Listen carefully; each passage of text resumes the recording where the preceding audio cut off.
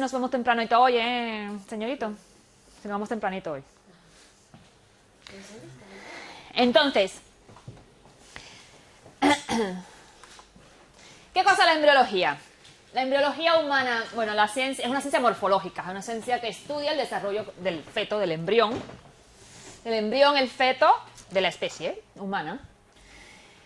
Es una ciencia morfológica, como ya decía, y se estudia aquí dentro de la medicina. Lo que estudiamos medicina, estudiamos embriología.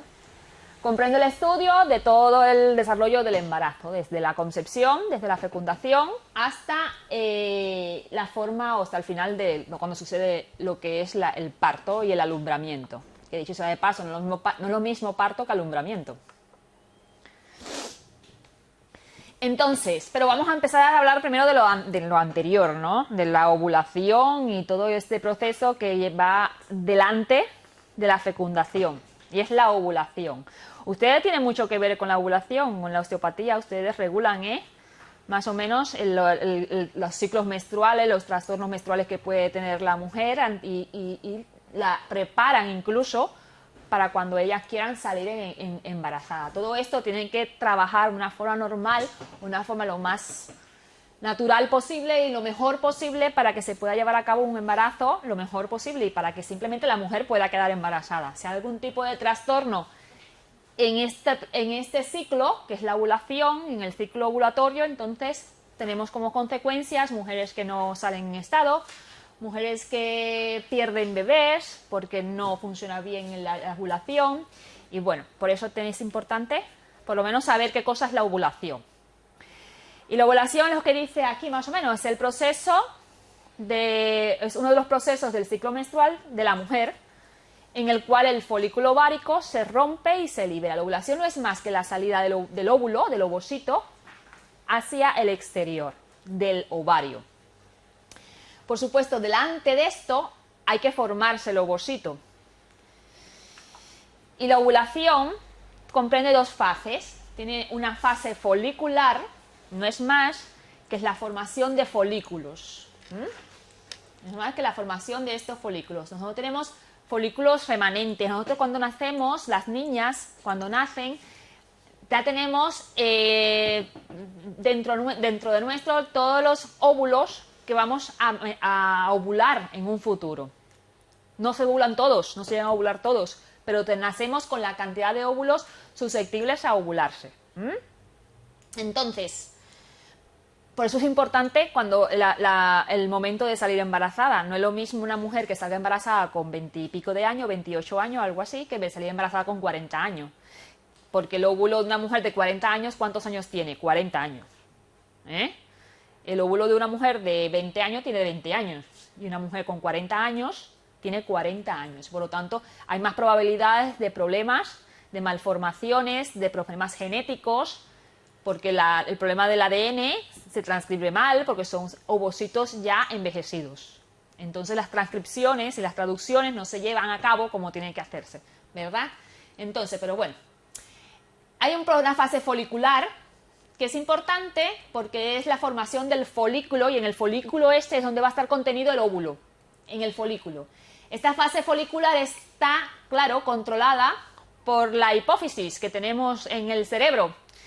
Y esta hipófisis, que tenemos una parte anterior, secreta una hormona. ¿Os acordáis? No os acordáis, no sé, se los tengo que decir yo porque seguro que no lo sabes.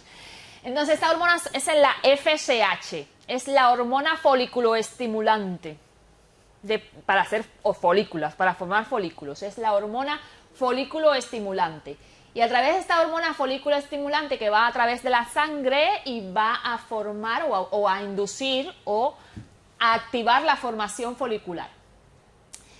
Se forman los folículos, casi siempre se ovula de un solo lado, es un óvulo por cada mes. Hay excepciones, porque los gemelos heterocigóticos que se forman uno en cada bolsa es porque la madre ha ovulado dos óvulos, uno por cada trompa, entonces son fecundados los dos. Pero en lo normal, lo común, tenemos una descendencia de mamíferos y somos normales porque somos más desarrollados porque tenemos casi siempre una sola descendencia, lo normal. Porque si no seríamos como los perritos, los cerditos, que tendríamos siempre 3 y 4 en camadas. Dime. Yo tengo una duda. Dime. ¿Los gemelos son? Ahora te lo explico si quieres. Déjame terminar esta parte y ya cuando empecemos te lo explico. Porque no vamos a hacer una embriología aquí y explicar los 9 meses de embarazo porque no me da el tiempo. Vamos a explicar algunas cositas, algunas enfermedades sobre todo, alteraciones teratogénicas, porque esto ustedes no van a trabajar en el embarazo. Entonces, la fase folicular. Está formándose el folículo, se va agrandando el folículo y dentro del folículo está el óvulo. Llega más o menos alrededor del 14 día del ciclo menstrual, que comienza, por supuesto, con el primer día de menstruación. El primer día de la menstruación. Hay que saber contar las señoras que no quieren salir embarazadas, que a veces cuentan a partir del último día de la menstruación. Y el ciclo menstrual comienza en el primer día de la menstruación. Más o menos hacia el 14 día de la menstruación, del 14 día del ciclo, se produce la ovulación. ¿Qué es esto? No es más que la expulsión del óvulo. Se expulsa el óvulo. Pero paralelamente a esto que está ocurriendo en el ovario, paralelamente a esto, también están ocurriendo una serie de cambios y transformaciones en el endometrio de la mujer. El endometrio no es más que la capa interna, o más externa en este caso, del útero de la mujer, en el endometrio de la mujer. Porque esta fase folicular donde se está formando el folículo, que en su interior viene el óvulo, está creciendo el óvulo, madurándose el óvulo, entonces también están el ovario, que también se comporta como una glándula, está excretando una hormona fundamental, que es el estrógeno. Y el estrógeno está influyendo en el endometrio y está haciendo que este endometrio se engruese, se alimente, se enriquezca.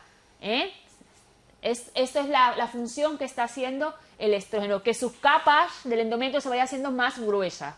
¿Por qué? Porque se está preparando en un futuro, si es fecundado el ovocito, recibir el embrión, ¿verdad?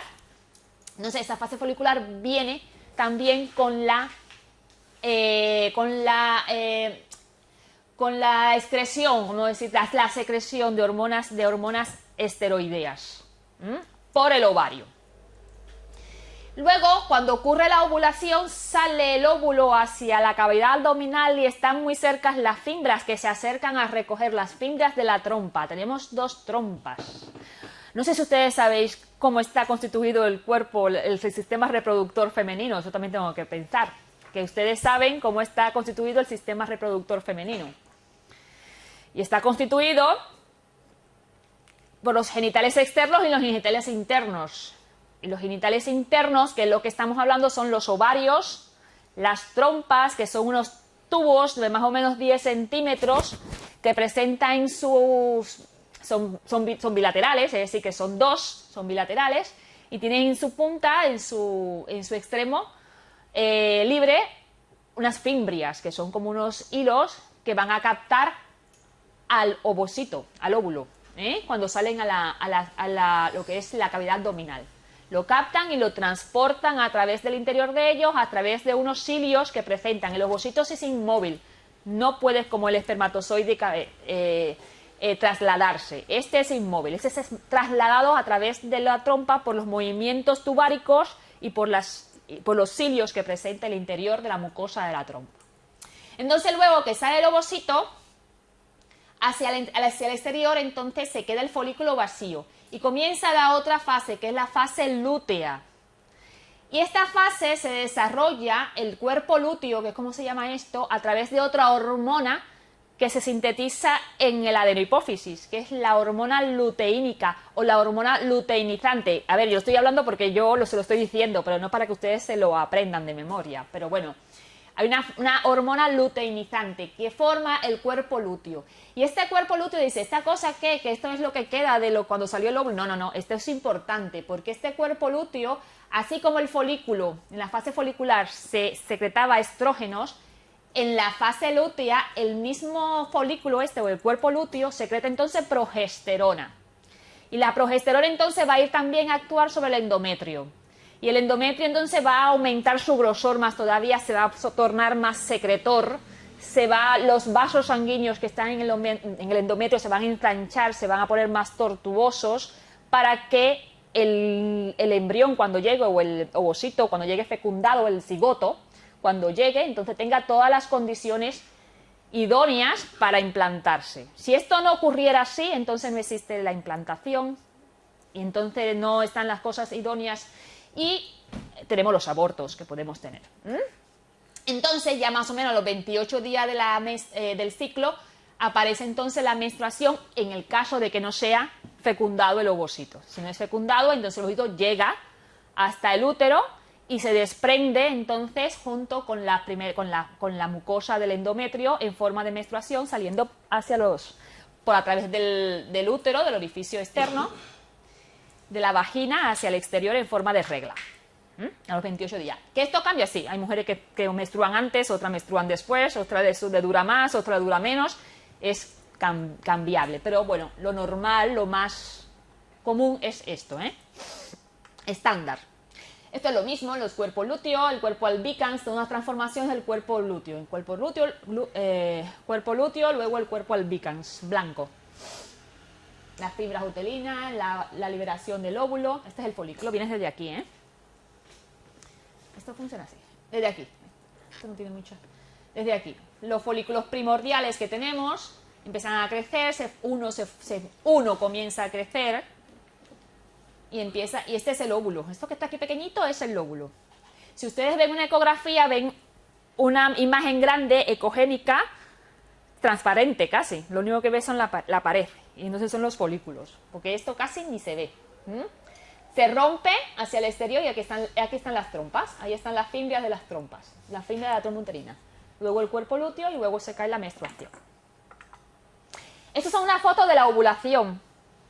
Ese es un óvulo, lo que está saliendo ahí. Un ovocito. Este de aquí es un ovocito.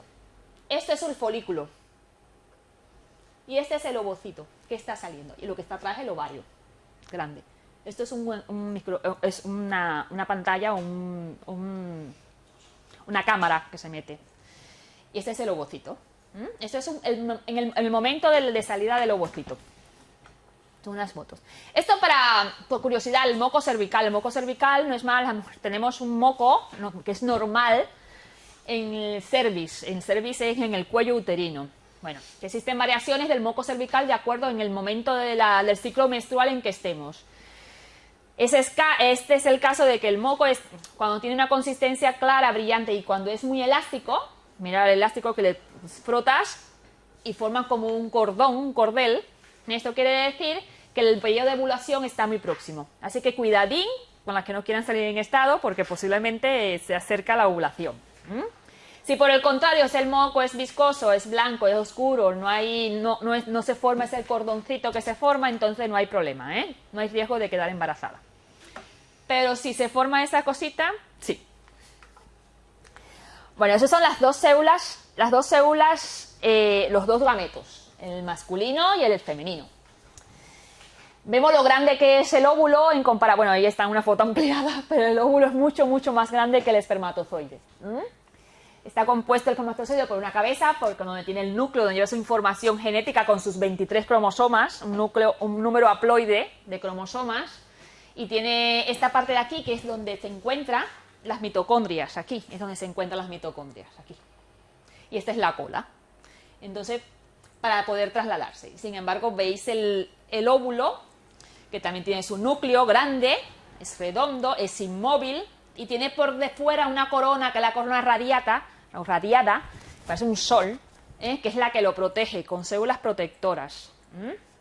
Tiene un citoplasma o vitelo, y esa corona es fundamental para su protección.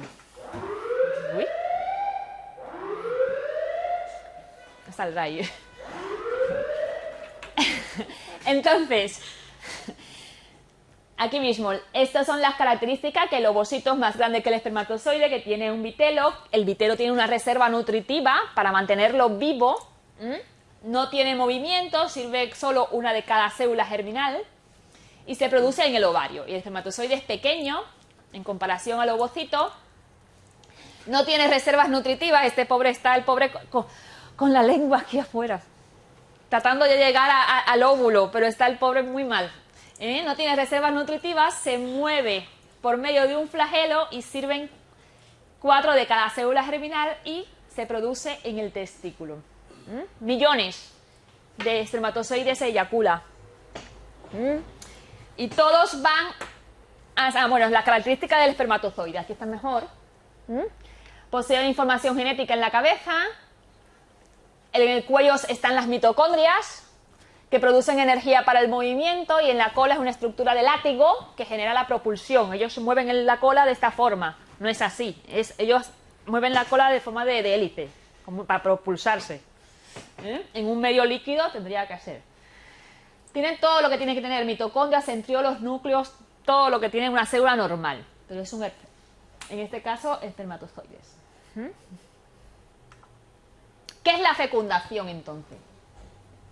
La fecundación no es más que la unión del espermatozoide con el óvulo. Esa es la fecundación. Es el proceso a través del ovocito y un espermatozoide se fusionan, dando origen a un huevo o cigoto. Es lo mismo, un huevo o cigoto. Verse que solamente la cabeza de espermatozoide se apoya en la membrana del óvulo, luego comienza a introducirse en el interior del huevo. El óvulo forma una membrana después protectora que impide que otro espermatozoide pueda también, porque si no sería un caos. Si se mete dos cabezas con ADN, 23 cromosomas, al mismo tiempo entonces son las malformaciones y si los monstruos. Y la cola de espermatozoide se desprende, solamente queda dentro la información genética, la cabeza que contiene la información genética. Bueno, se eyaculan 226 millones, gracias a la cola pueden avanzar de 2 a 3 milímetros por minuto. Ya son rápidos, ¿eh? Tienen buena forma. Pero bueno, muchos de ellos se equivocan de trompa, van hacia la trompa que no es, donde no está el óvulo, otros se quedan en los mismos pliegues del útero y en los mismos pliegues de la vagina. También el ácido de la vagina mata a muchos, confunden al óvulo... Falta mucho aquí, pero confunden al óvulos con otras células o macrófagos o lo que estén allí y van y lo atacan pensando que es el óvulo y no. Y bueno, pero muchos llegan también alrededor del óvulo. Llegan muchos y solo uno penetra con la información genética. Esto es un microscopio electrónico. Esto es una foto de un microscopio electrónico. Luego el óvulo genera una protección, una capa protectora que impide que los demás espermatozoides penetren. Incluso mueren todos. Una sustancia también que aniquila a los demás. Pasará por la vagina el semen, atravesará el útero y llegará a las trompas de falopio. De los cientos de miles, solamente unos pocos llegarán hasta el óvulo y solamente uno podrá atravesar la membrana plasmática del óvulo. Y eso se produce la fecundación. Eso es lo que se llama, ese momento se le llama fecundación. Esta es una nueva célula, entonces ¿qué ya tiene esa célula? 46 cromosomas. Esta célula nueva formada tiene 46 cromosomas. Los 23 que trajo la cabeza del espermatozoide más los 23 cromosomas que tenía el óvulo. Entonces ya se ha formado una célula con 46 cromosomas. El cigoto comenzará entonces a desplazarse, que ya es un cigoto, ya no es un óvulo, no es un ovocito, mejor eso, no es un óvulo, es un cigoto, ya comenzará entonces a desplazarse a través de las trompas hasta llegar a su destino, que es el útero. En resumen, las consecuencias de la fecundación son el restablecimiento del número de cromosomas, esa es una de las principales. Otra consecuencia de la fecundación es determinación del sexo. En el momento de la fecundación se determina el sexo del individuo nuevo que se va a formar, del sexo del embrión por parte del cromosoma X o Y, claro, porque ya como siempre se dice, el sexo lo da el hombre, porque nosotros vamos a dar hembra, siempre. Tenemos XX, cromosomas sexuales, acuérdense que hay 22 autosomas y un cromosoma, el 23, es el cromosoma sexual. ¿Vale? Nosotros hacemos XX y el varón tiene XY, es decir, que si predomina el alelo Y, entonces será un chico, porque se unirá con nosotros que somos X y se unirá y formará un varón. Si fuera X el hombre, entonces se formará un embrión XX y dará lugar a una hembra, a una niña. Entonces el hombre sí es verdad que da el sexo, es el que determina el sexo. Expresión de la variabilidad dentro de la especie por la combinación de cromosomas paternos y maternos. ¿De qué os reís? Que dice, algo hacemos, dice. Hombre, algo ya hacéis, claro. Hombre, darle el sexo, ¿qué más quieren? ¿Qué más quieren? Entonces, expresión de la variabilidad dentro de la especie por la combinación de cromosomas paternos y maternos. La expresión de la variabilidad. Tenemos características completamente diferentes y la información que aportamos son completamente distintas. Es decir, que hay variabilidad. Entonces, en el individuo que se forma es la conjunción de las características de ambos progenitores y entonces va a expresar unas características específicas, ¿vale? Pero simplemente distintas a sus padres también. Distintas a los padres. No son como las células, que son idénticas unas a otras. En este caso, hacemos variabilidad lo que es la variabilidad de los cromosomas, la combinación cromosómica. Activación, se activa el huevo, el metabolismo del huevo. Iniciación de la segmentación. La segmentación no es más que la división celular, mitótica. Aquí estamos. El ovocito, el óvulo, fecundación en la primera parte, aquí está el espermatozoide, luego se transporta y empieza la segmentación aquí, que es ahora vamos a ver qué cosa es la segmentación. Después del óvulo que ha sido fecundado se transforma en una célula llamada cigoto o huevo y se comienza a desplazar. Durante el trayecto se inicia el proceso de segmentación en el cual las células se va dividiendo en pares, 2, 4, 8, 16, formando una estructura que como se asemeja a una mora, entonces por eso se le llama mórula, porque tienen las formas de las moras de la fruta. Aquí está la mórula. Esto parece una mora. La segmentación. El desarrollo embrionario se divide en 4 fases. La segmentación, que es lo primero, que cuando empiezan a dividirse, está la blastulación, la gastrulación y la organogénesis. La organogénesis, que es cuando ya está completamente formado y lo que empieza es... La organogénesis es la formación de los órganos como tal. Pero la segmentación es esto que estamos hablando. La formación de la mórula. Se empiezan a dividir, ese cigoto empieza primero con 2, después con 4, con 8, con 16 y así, hasta formar la mórula. Estas células son totipotentes, son células madres totipotentes, porque a partir de ella puede originarse un organismo entero, un individuo completo. Es decir, que sus funciones pueden llevar a cabo la formación de un individuo. Son células totipotentes. Y se denominan blastómeras, estas células.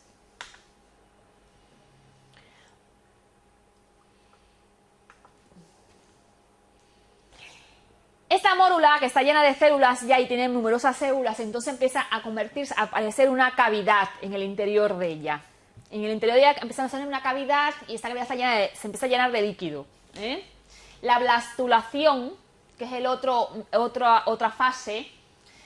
Las células de la mórula continúan dividiéndose, formando una capa celular que envuelve un hueco en el interior. Y este hueco se llama blastocele. A este momento, o esto que se forma, ya no se llama mórula, se llama blastocisto. Ya no es una mórula. La estructura formada se denomina blástula o blastocisto. Tiene las 2 formas de hablar. Es decir, se forma entonces una cavidad en el interior. Y eso se llama blástula. Y ese es el proceso de blastulación.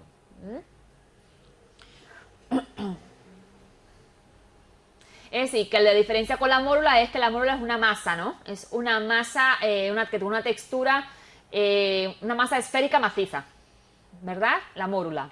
Y la blástula y lo que viene después, que la gastrulación, tienen cavidades que están llenas de líquidos. Esa es la diferencia entre la mórula y la blástula.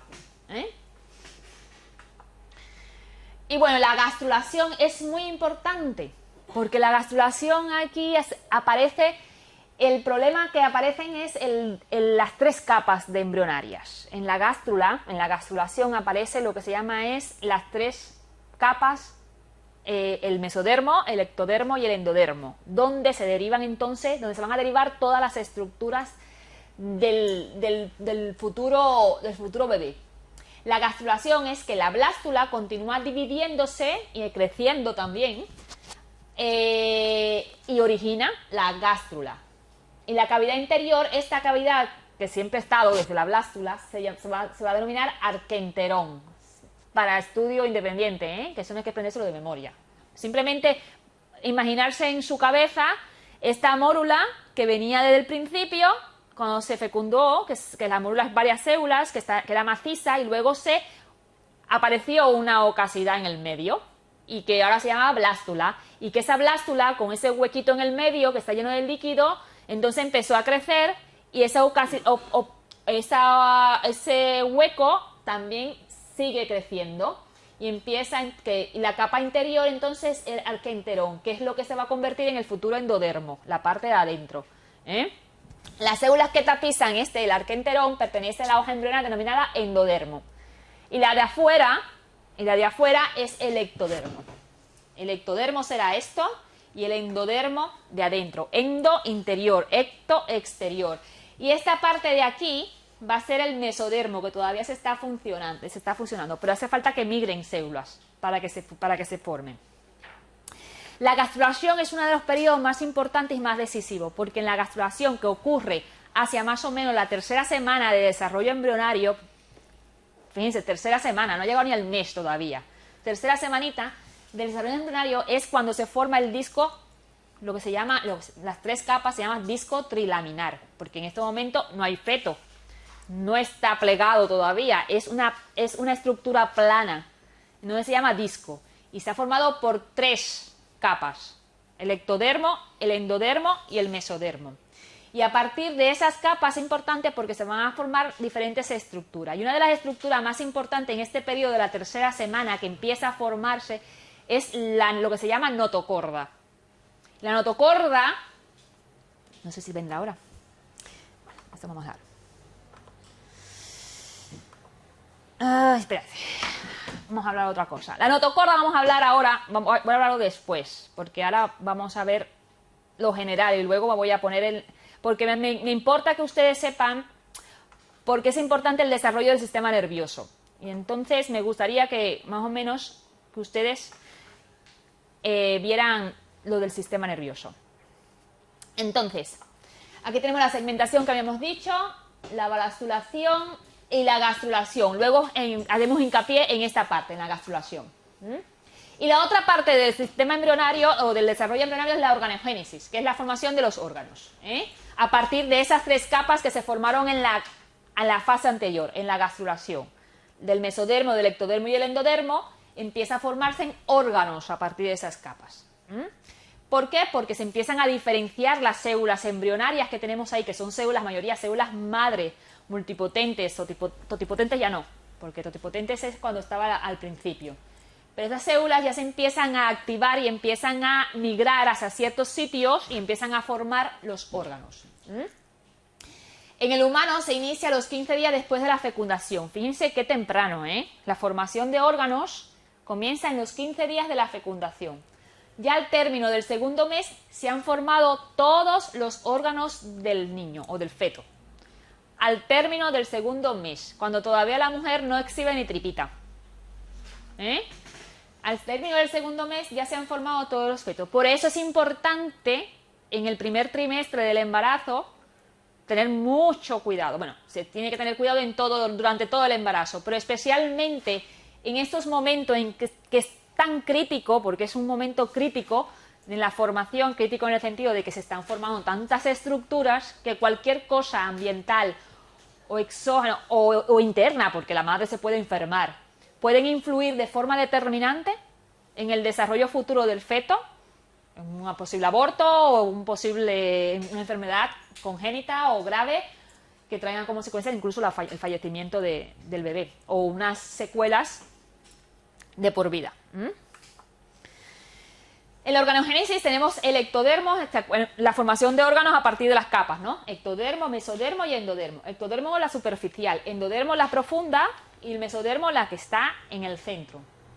Y del ectodermo se va a formar la piel, lo que es el tegumento y lo que es el sistema nervioso central del ectodermo. Del mesodermo los músculos, los huesos y cartílagos, el sistema circulatorio, las pleuras, el peritoneo, notocorda y el sistema urogenital.